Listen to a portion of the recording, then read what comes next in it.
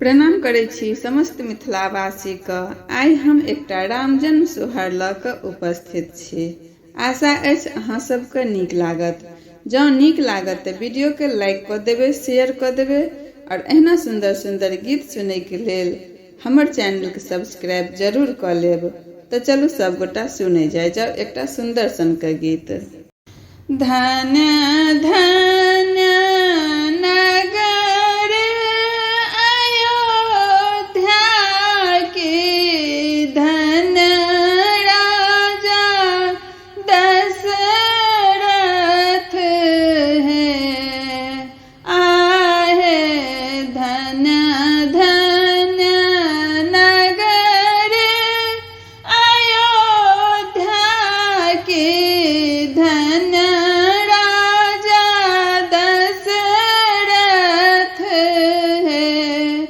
आहे धन्य कौशल्या जी के भाग्य की, रामचंद्र जन्म लेलनि है। आहे धन्य कौशल्या जी के भाग्य की, रामचंद्र जन्म लहे।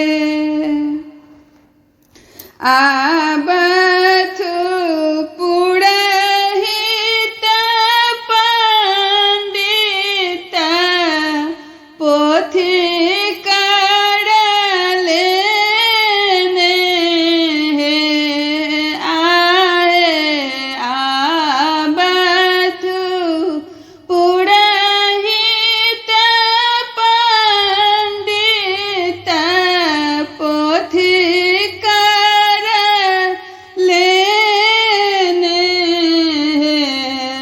आहे गुनी देथु राम के लग्न की, कोने तिथि जन्म लरे।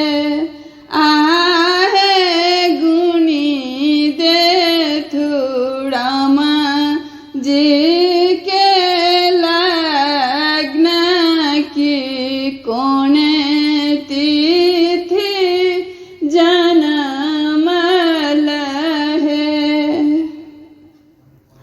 नौमी